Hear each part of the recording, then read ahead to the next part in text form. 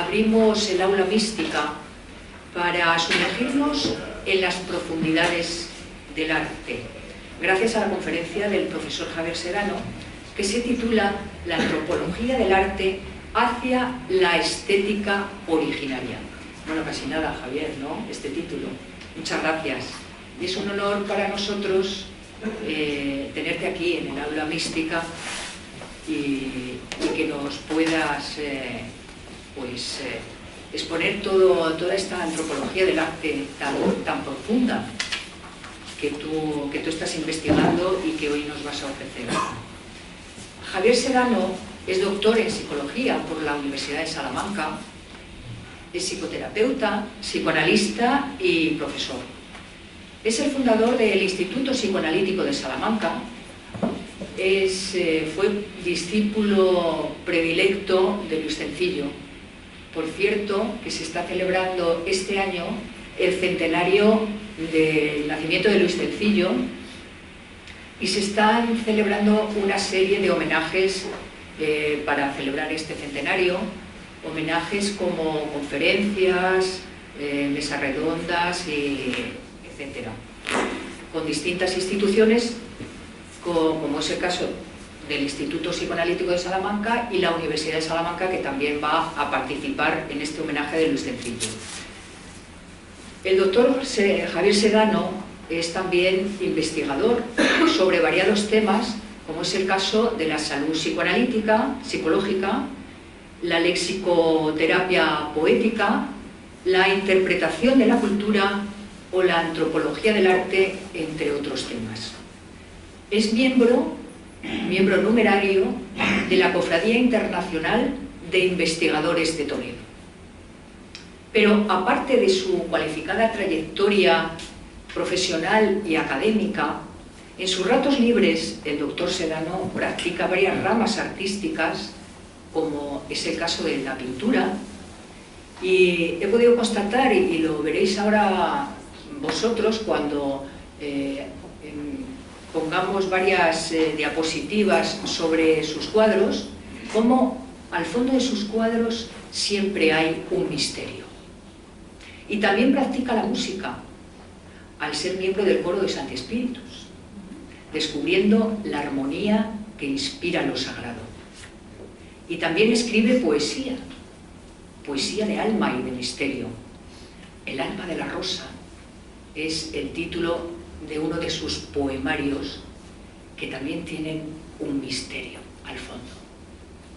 Hoy el profesor Sedano nos va a hablar del arte y de sus hondas implicaciones en el alma humana, porque el arte es una terapia, tanto para el autor de la obra como para el espectador o el lector, en el caso de que sea una obra literaria, un poema, para el espectador que se emociona y se admira al contemplar la obra de arte. El arte es una terapia para aprender a escuchar, para escuchar el sonido y la armonía del universo que suena y late al fondo de cada persona. Ya nos recordaba Santiago Pérez Gao que la etimología de estética con TH, viene de la palabra griega aiskanomai aio, que significa escuchar. Y la escucha estética nace siempre del silencio. El doctor Sedano aplica este método estético de la escucha a su modo de interpretar el psicoanálisis antropológico, como subraya en su nuevo libro, que acaba de salir a la luz hace unas semanas, que se titula Vida inconsciente y psicoanálisis, que recomiendo y que luego podréis adquirir al final de la conferencia, y también vamos a hacer una pequeña presentación que lo hará el doctor Manuel Becerro, que está a punto de llegar, porque Manuel Becerro, el doctor Becerro, es el autor del prólogo del libro de Javier Sedano. La psicoterapia, como la concibe el doctor Sedano, es un arte que ayuda al paciente a encontrar en el fondo de su persona la armonía perdida, gracias a la escucha poética e intuitiva por parte del terapeuta hasta llegar a la empatía con el paciente, para curar y sanar las heridas invisibles del alma que se ocultan o se olvidan. También la estética originaria, fundada por Santiago Pérez Gago, aspira a recuperar la unidad o la integridad del ser, la serenidad. Es el retroprogreso estético que consiste en el regreso al manantial de la claridad primera o a la armonía originaria, traspasando los desequilibrios y las sombras de la existencia hasta la luz que se escucha al fondo del corazón humano. La conferencia que hoy nos va a ofrecer el profesor Javier Sedano va a tratar de todo esto y se titula La antropología del arte hacia la estética originaria. La segunda parte del título, Hacia la estética originaria, pues consistirá en la lectura de unos textos o aforismos de Santiago Pérez Gago junto con una selección de cuadros del propio Javier. Y es cuando tendréis la oportunidad de daros cuenta de que al fondo de su obra pictórica hay un misterio. Javier, esta es tu casa y tuya es la palabra para que nos ofrezcas las claves de la antropología del arte. Muchas gracias, Mariate, y muchas gracias a todos ustedes por estar aquí. Me gustaría que más que una conferencia fuera un diálogo, ¿no? O por lo menos una serie de propuestas, porque tengo que decirlo muy sinceramente, yo no tengo respuestas, ¿no? Esas grandes preguntas sobre el arte, el origen del arte, por qué los seres humanos le damos tantísima importancia al arte, pues en el fondo, la verdad es que después de mucho investigar, son verdaderos misterios, ¿no? Pertenecen a lo más hondo del misterio humano. Lo que sí me gustaría decir como agradecimiento, que hoy estamos todos aquí reunidos en un lugar muy especial en el mundo, que es el aula mística de estética originaria, y que, bueno, cuando Mariate planteó hacer esta conferencia de antropología del arte hacia la estética originaria, llegamos al acuerdo de que yo haría solamente la primera parte. Y esta primera parte pues es una especie de introducción en la que intentaré, de alguna manera, pues destacar cuál es la importancia que puede tener la estética originaria, pero dentro del contexto de la antropología del arte en general. Es decir, que será solamente la introducción. El verdadero núcleo lo hará ella, que será la poesía del maestro Pérez Gago, porque contiene algo que es verdaderamente sustancial. Es decir, que la poesía de Gago es algo que verdaderamente puede inspirar y puede abrir nuevos horizontes.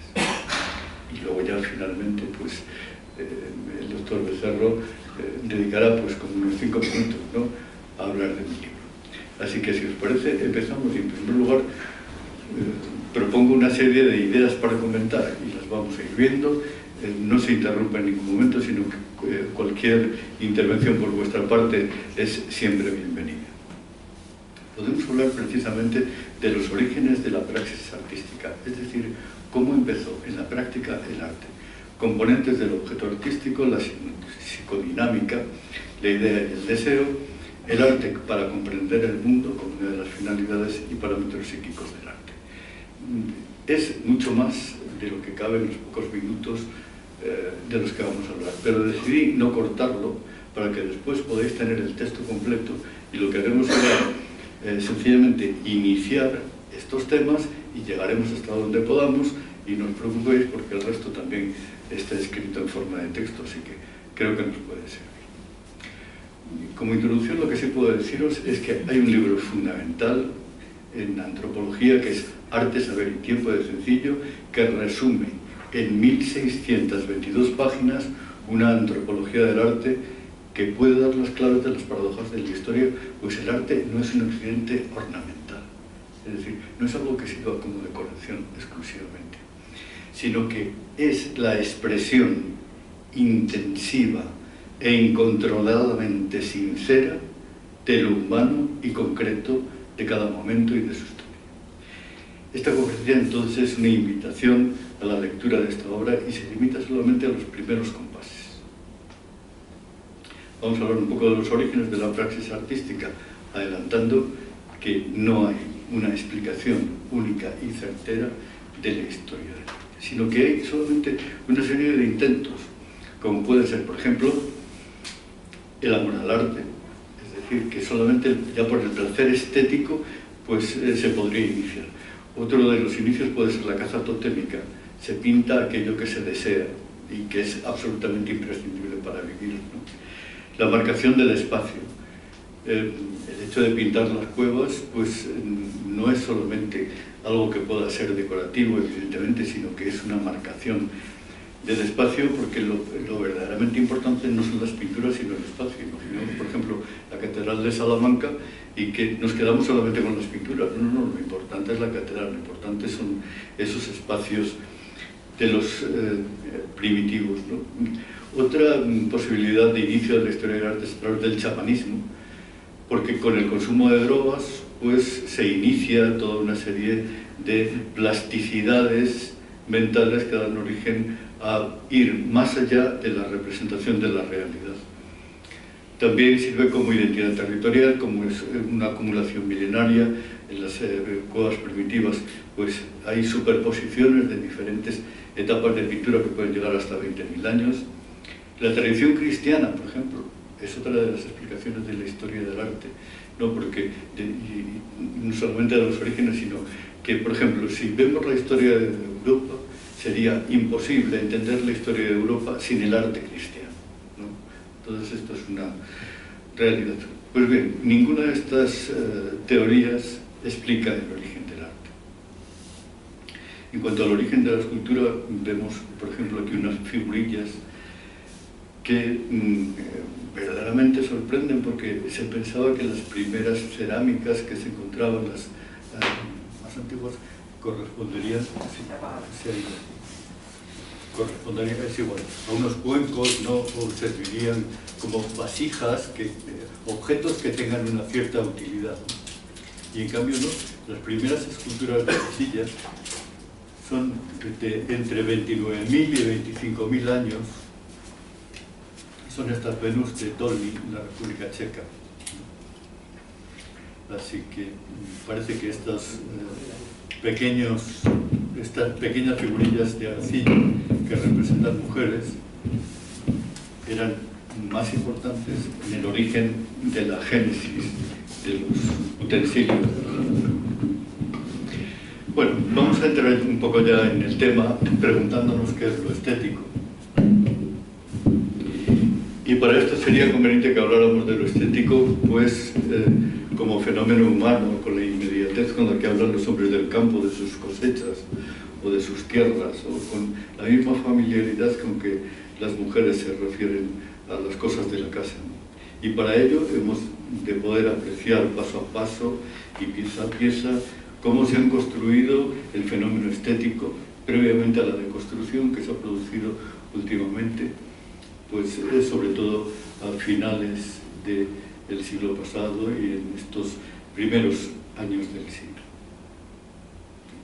Porque se ha producido una verdadera deconstrucción en la que, bueno, pues vemos que no existe, por ejemplo, ningún criterio de verdad y como consecuencia no existe tampoco ningún criterio de arte.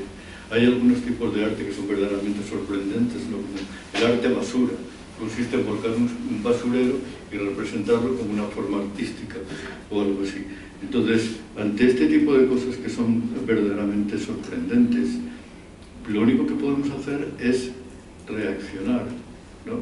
Diciendo que, bueno, pues que en cierto modo podemos pensar que se trata de una serie de tomaduras de pelo, ¿no? ¿Nos parece?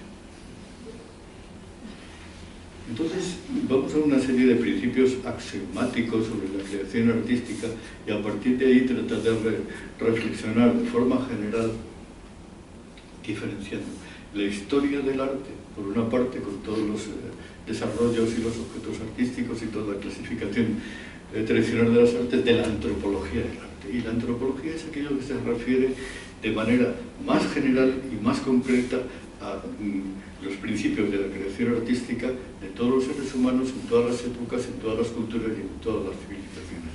Eso es la antropología, aquello que se refiere más específicamente al humano. Entonces, por ejemplo, en el principio holístico se puede resumir en que la obra de arte necesariamente tiene una unión de contrarios. A partir de esa unión de contrarios surge la chispa del arte, pero a la vez se complementa con el principio compenetrativo, y es la unificación organizada de lo dispar. De tal manera que el todo se transparente en cada una de las partes. Cuando cada una de las partes tiene una referencia a un todo, estamos hablando más de la obra estética, ¿no? Como explicación de este principio compenetrativo, podemos decir que si se multiplican o se prodigan los materiales, sobre todo los materiales costosos o los materiales llamativos como las gemas fuera de la orfebrería, o se aplican demasiados colores o demasiadas mezclas de materiales, o hay una redundancia de estos materiales, todo esto va a disminuir la calidad estética de la obra. En cambio, el verdadero arte consiste en hacer rendir lo escaso y lo escueto para hacer transparente lo mucho, rico y denso. Es decir, que cuantos menos materiales y cuanto más sencillez tenga la obra original de arte, más se aproxima a este principio estético. Por ejemplo, Fidias, Giotto, Rembrandt o Goya lo demuestran. Con muy pocos elementos son capaces de alcanzar una perfección en la escultura, Giotto en la Madonna, Rembrandt en este autorretrato o Goya en el aquelarre. Y en cambio, todo lo contrario se da en Dalí y en Wagner. Dalí, bueno, pues porque es un exagerado, ¿no? A este le gusta mezclar caprichosamente todo tipo de figuras extrañas para sorprender, ¿no? A Dalí le encanta el espectáculo. Y Wagner, por ejemplo, pues tiene precisamente los efectos más heroicos y míticos a través de ese pasado, la evocación del pasado legendario germánico, con todo un lujo de sonoridades instrumentales, pero que posiblemente son exageradas y se aplican de los criterios estéticos de belleza. De tal manera que podemos decir que hay básicamente 5 teorías que tratan de explicar la belleza, que son la objetivista, la subjetivista, la idealista, la sociológica y la estructuralista. Ahí están descritas de una manera muy sencilla. ¿Y cuál es la que nos vale? ¿Cuál es lo más importante de todas estas? Pues parece que ninguna, ¿no? Porque las 5 son excesivamente rudimentarias y sobre todo porque no explican lo que hay que explicar, que es la microcontextura de los objetos bellos y su acción eficaz sobre el psiquismo. Es decir, ¿qué es lo que hace que algo sea verdaderamente valioso como obra de arte? Y sobre todo, ¿cuál es el proceso psicológico mediante el cual la mente conecta con ese objeto de tal manera que lo convierte en algo verdaderamente valioso? ¿Podemos pensar en una nueva filosofía del arte que condense y supere todas las teorías anteriores? ¿Esa teoría podría ser la estética originaria? Se lo preguntaremos a María después. Bueno, porque ¿qué tiene de especial la belleza? ¿Por qué nos apasiona? En la noción de belleza hay un componente de inefabilidad que promete. Inefable es aquello que no puede decirse, que no puede hablarse. Pues eso que no puede hablarse y que en cambio promete dejarse alcanzar, pero que nunca se alcanza, que nunca se da del todo, y por eso jamás puede producir hastío ni cansancio. Hay 2 tipos de objetos dentro del entorno puramente humano que son difíciles de percibir como bellos, que son las viviendas y los rostros. Al entrar en la casa de alguien siempre hay cosas que nos sorprenden, ¿no? Y es muy difícil que encontremos una casa que verdaderamente nos guste. Lo mismo que en los rostros, ¿no? Siempre hay aspectos del rostro que no dan una belleza perfecta. De tal manera que, aunque esto sea difícil, también es cierto que con frecuencia podemos ver como bellos los cuerpos humanos en conjunto, más que el rostro. Porque es precisamente esa dinámica del cuerpo, el cuerpo en movimiento y las máquinas con su carácter funcional lo que le proporcionan una cierta belleza. Pero más allá de la belleza está la beldad que propone la estética original. Y la pregunta es la beldad estética superior a la belleza? ¿Por qué? Bueno, por la verdad es una síntesis, es una sinopsis de la trilogía platónica de verdad, bondad y belleza. La beldad es la belleza sin las cosas. Es la madre pulcritud de la nada. La verdad en estética originaria se refiere a las cosas bellas y verdaderas. Es cualitativamente sagrada. Es teopatía. Beldad es integridad. Es mónada trascendente del trascendental verdad. Y esa verdad que tiene un límite y que necesariamente debe tener un límite que sistemáticamente se ha negado en el siglo pasado como una de las condiciones fundamentales para cualquier tipo de discurso, tanto estético como artístico como científico, es la negación de Dios. Y es, no hay límite. Cualquiera que sea el acuerdo al que se llegue entre los seres humanos está por encima de cualquier tipo de ley. Y eso es aberrante. Eso es algo absurdo. De tal manera que la estética originaria tiene que poner un límite a tantos desmanes.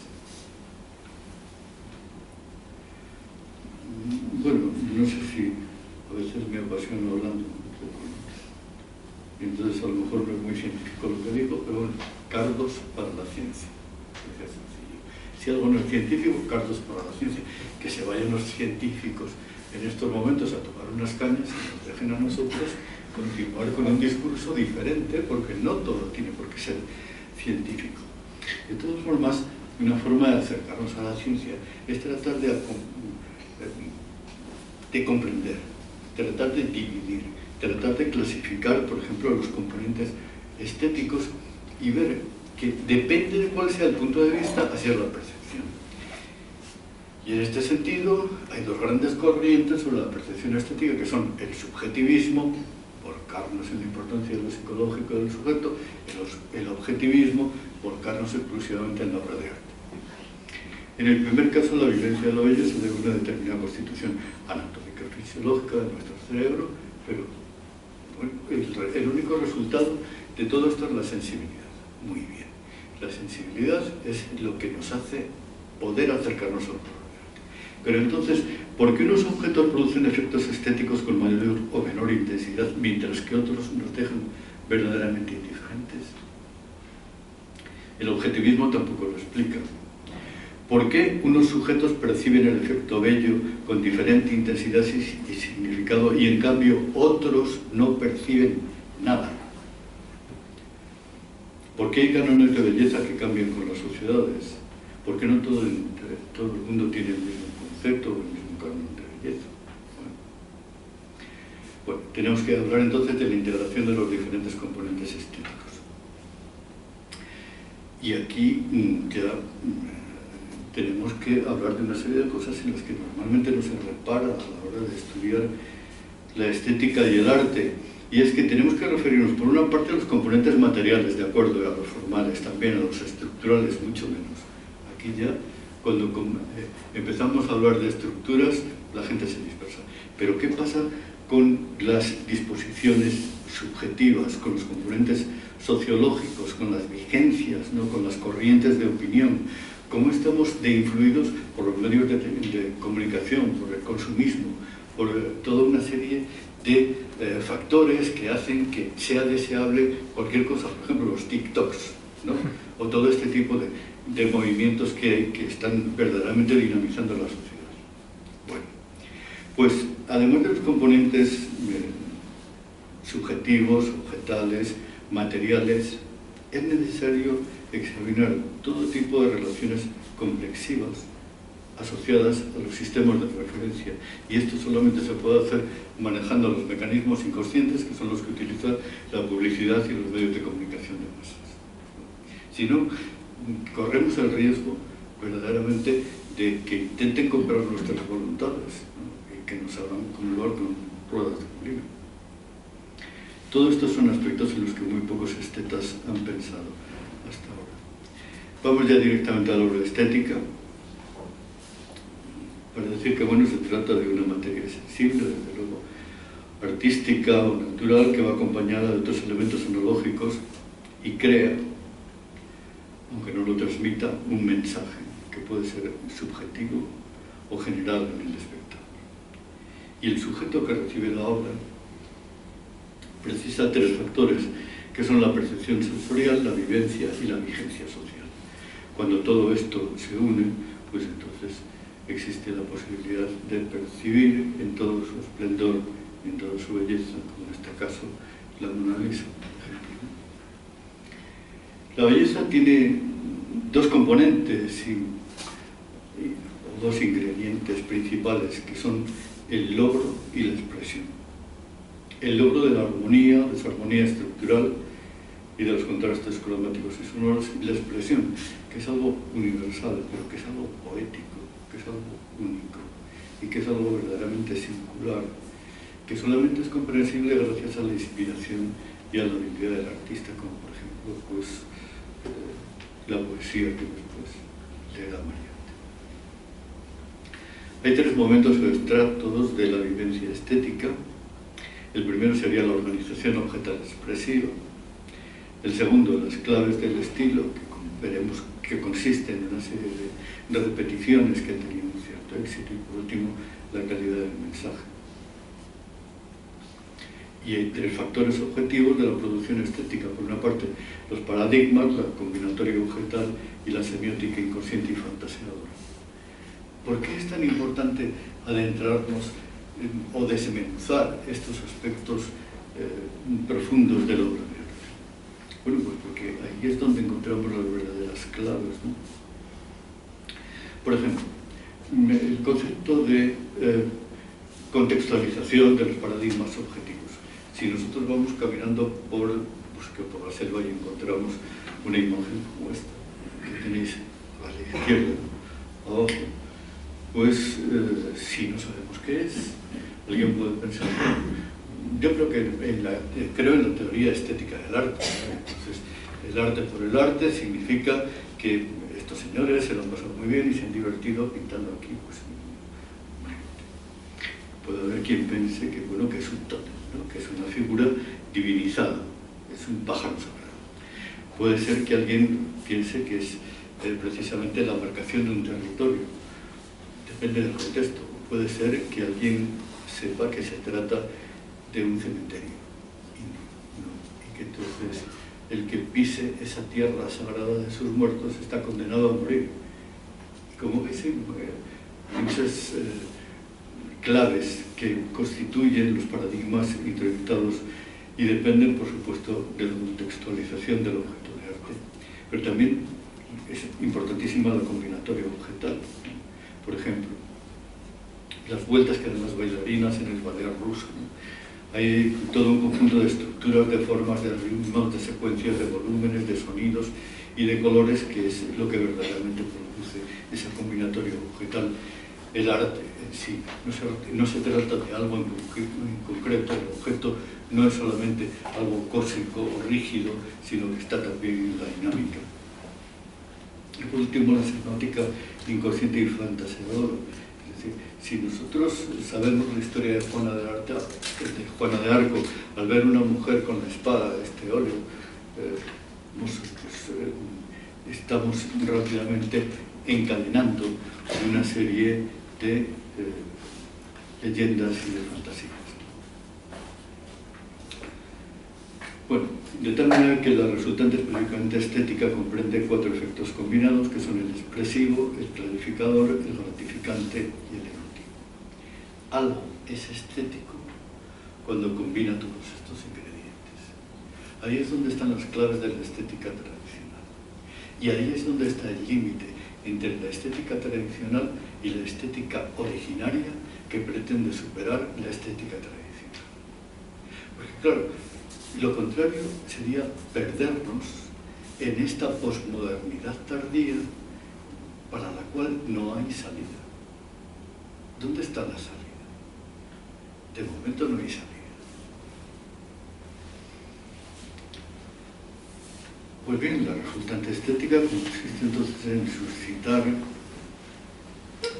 en el que lo percibe, vivencias cualificadas que desarrollan las propiedades que acabamos de expresar, es decir, las expresivas, las clarificadoras, emotivas y gratificantes, aunque sea con esa mezcla de sobrecogimiento u horror, por ejemplo, y la tragedia. Y uno de los elementos nucleares de la belleza es precisamente el metaxí, que es la interacción y confluencia dialéctica de tres planos. Esta es una idea platónica, ¿no? Y a partir del metaxí de la belleza, vemos que es donde se funden las condiciones objetivas de las cosas, las disposiciones y dispositivos del sujeto y el contexto o la situación de encuentro. Podemos ver, por ejemplo, esta chica que está observando una magnífica sala de conciertos, ¿no? Entonces hay una serie de condiciones objetivas. Esta representación es algo real, ¿no? Pero también hay una serie de disposiciones y dispositivos del sujeto. Ella está en una disposición de atención, de búsqueda, de admiración, y tiene también un dispositivo, que son el teléfono móvil que tiene detrás, como veis, ¿no? Que permite fotografiar, captar, grabar, etc. Es decir, que estamos algo así como amplificando a través de los dispositivos que tiene el sujeto las posibilidades tanto de creación como de emisión como de comunicación de la obra de arte. Debido a este último componente, precisamente la ubicación de la obra de arte o la ejecución de una pieza musical, desde luego influye enormemente. No es lo mismo una obra musical de música clásica en el templete del pueblo que en el Palacio Real, por ejemplo, evidentemente siempre en el contexto. O no es lo mismo una conferencia en cualquier sitio que en este aula magnífica de Salamanca. Desde luego yo no sé si se me nota un poco que estoy emocionado al decir las cosas, pero bueno, espero que se entienda lo que digo, ¿no? Y una de las claves es que el mensaje de la obra de arte debe ser universal, porque una obra de arte transmite precisamente ese sentido que cuando alcanza unas cotas de calidad es algo que puede servir verdaderamente para todo el mundo. Como lo que le decía, por ejemplo, Don Quijote a Sancho: cambiar el mundo, amigo Sancho, no es locura ni utopía, sino justicia. Son un par de líneas, pero es algo verdaderamente conmovedor. También está la clarificación como efecto estético. ¿Qué entendemos por clarificación? Pues es precisamente una organización de las sensaciones producida por el objeto bello, armónica y unitaria, de modo que el objeto percibido ni abrume, ni confunda, ni defraude. ¿Por qué decimos esto de que defrauda? Pues porque a veces se han producido tantos excesos, ¿no? Sobre todo en el barroco, en las obras de arte, pues que a veces la desproporción o las redundancias que se dan en los palacios del siglo XVIII resultan abrumadoras, confusas, desproporcionadas y sobre todo acaban defraudando. Por eso, mientras en la historia de la filosofía, por ejemplo, se produce una sucesión de errores y de cuestiones insuficientemente planteadas,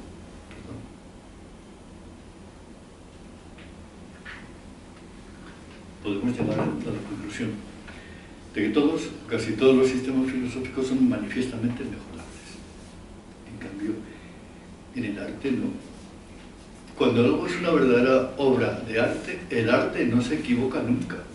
La filosofía sí, los sistemas de pensamiento sí, pero los sistemas artísticos no. ¿Nos damos cuenta? Son dos mundos. Hay un mundo racional en el que si todo queremos pasarlo a través de los filtros de la razón, nos perdemos. Hay un mundo emocional en el que si nos dejamos guiar por el viento fuerte de las emociones, llegaremos a puerto seguro.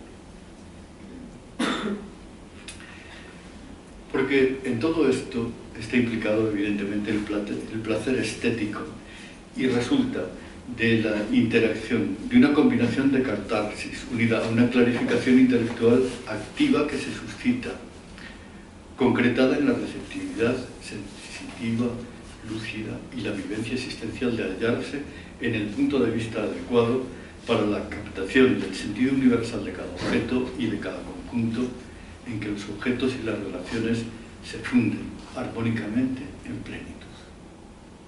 Este es el placer estético. En esto consiste disfrutar de la obra de arte, en la quietud, de saber que estás en tu sitio, de sentirte bien contigo mismo y con lo que te está transmitiendo la obra de arte. No sé cómo estamos de tiempo. Bueno, pues dedicamos 5 minutos a resumir un poco y para pasar a la segunda parte. Hablando de esto, pues de los estilos artísticos como repetición de las fórmulas combinatorias, que cuando se hace por una escuela y tiene éxito, eso le da una intensidad explosiva que se convierte en señal de identidad de la escuela, de tal manera que se repite. ¿Por qué hay una escuela de estética originaria? Pues porque había un maestro que se ha dedicado a escribir orfidramía, que es una forma dificilísima, endiablada de escribir, se puede decir, pero que es capaz de plasmar las ideas como si las estuviera cincelando en mármol, de tal manera que sean elementos que no se olvidan. Y esa repetición, la repetición de ese estilo que ha tenido éxito y que ha cuajado en una serie de personas que han sido capaces de entenderlo desde su sensibilidad, pues les ha llevado precisamente a ver la belleza como una manifestación de lo real. Porque es precisamente esa sorpresa de encontrarse con lo real, de aceptar lo real, de no perderse en el mundo de la fantasía, lo que es el constitutivo básico del efecto estético. El arte creativo resiste entonces en saber, por ciertos artificios, hacer emerger esa plenitud real de las apariencias, del efímero momento, en su aparecer como cosa que se haya indiscriminadamente arrojada entre las cosas. Somos personas perdidas entre las personas y vemos cosas entre las cosas, pero cuando algo es único para nosotros, o cuando alguien es único para nosotros, entonces la vida adquiere un brillo y una calidad diferente. Porque la belleza es verdad específica e individual. No es ficción, sino una sensación concomitante de la patencia de lo real en cuanto se demuestra en su verdadera identitativa específica. Llega a ser una dimensión que se manifiesta cuando lo más genuino aparece en su pureza peculiar de ser ello mismo. La belleza produce mayor sensación de realidad que lo concretamente vulgar. Se trataría de un mostrarse la realidad, pero potenciada por la individuación y la genuinidad. Bueno, yo creo que en esta diferencia entre lo bello y lo feo lo podemos dejar de momento. Hay unas cuantas cosas más, ¿no?, de las que se puede ver, pero me parece que es tan importante lo que viene detrás que el resto del texto lo podéis ver en lo que tenemos compartido. Viéndolo veo precisamente como ese carácter, esa variable caracterial e intencional que empaña o realza la belleza formal y que depende precisamente no de la corrección o de las proporciones, sino es precisamente de la variable que imprime cada psicología humana. Es decir, cada ser humano es el que puede hacer destacar o resaltarlo. Y en cambio, lo feo, por ejemplo, en Picasso, pues es algo que que se constituye en estilo, ¿no? Es algo verdaderamente intencional. Bueno, nos quedamos entonces en diferenciar lo vulgar del arte, y esto ya es algo esta es la página a la que tenéis que ir para continuar leyendo cuando recibáis los apuntes de la conferencia. ¿De acuerdo? Gracias. Muy bien.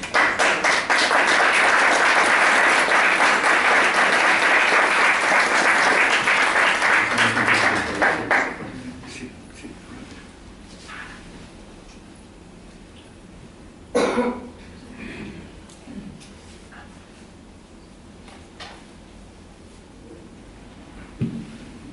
Bueno, muchas gracias, Javier, porque has llegado al fondo de lo que es la estética originaria, y la estética originaria como el ideal del arte, el ideal, digamos, de el origen de lo que es el arte. La estética originaria es... voy a empezar, perdonad. Voy a leer, que es lo más importante, los textos de mi maestro Santiago Pérez Gago, que han sido elegidos por Javier Sedano y están ilustrados por unos cuadros también de Javier Sedano. Y podréis comprobar que al fondo de cada uno de ellos hay un misterio. Voy a pasar ahora a leer los textos elegidos por Javier. Los textos de las grandes obras literarias han de servirnos solamente para las iniciaciones, para las incitaciones. Después debemos valernos del gran contexto del alma, del gran contexto del bueno.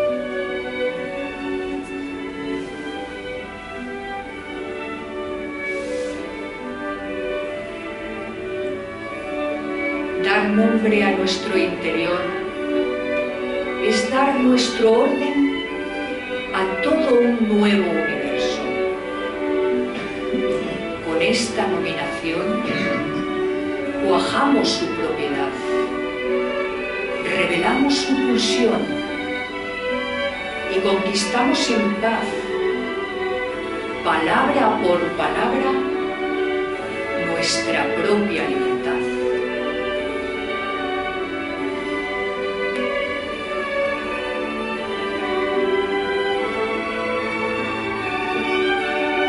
El libro de la vida es toda la bibliografía, es decir, el contexto contiene todos los textos. Leído profundamente, vivido profundamente, nos hace del todo libres, libres incluso de libros. Es el libro de la vida, la total liberación.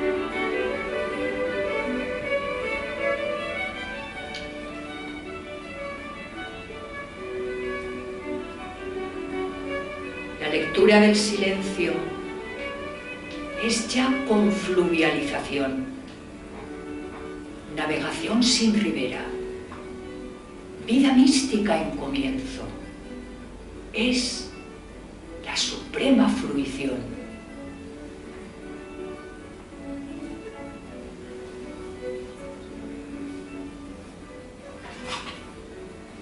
Para el contemplativo, tiene un sentido total habitar en el silencio o vivir en el olvido.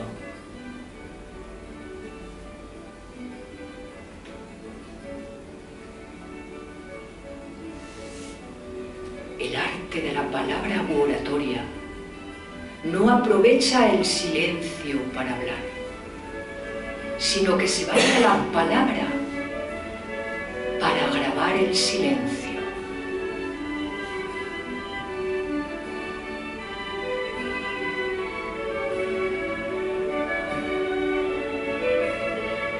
El poema vivo no se puede publicar. En esto el poema se asemeja al ser de la divinidad. no es para comunicarlo, sino para comulgarnos, no para inyectarlo en nosotros, sino para inyectarnos en él, fluvializarnos en él.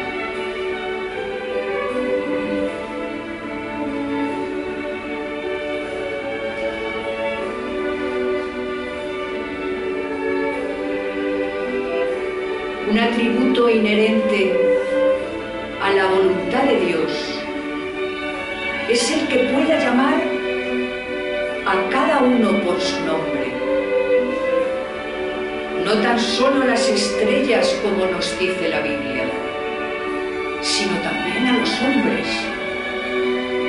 Es dueño de los destinos y también es criador de ellos. La redención se realiza cuando la divinidad pronuncia el nombre de cada uno. La perfección se reduce a procurar en la vida descifrar cuál es el nombre que Dios puso a cada uno.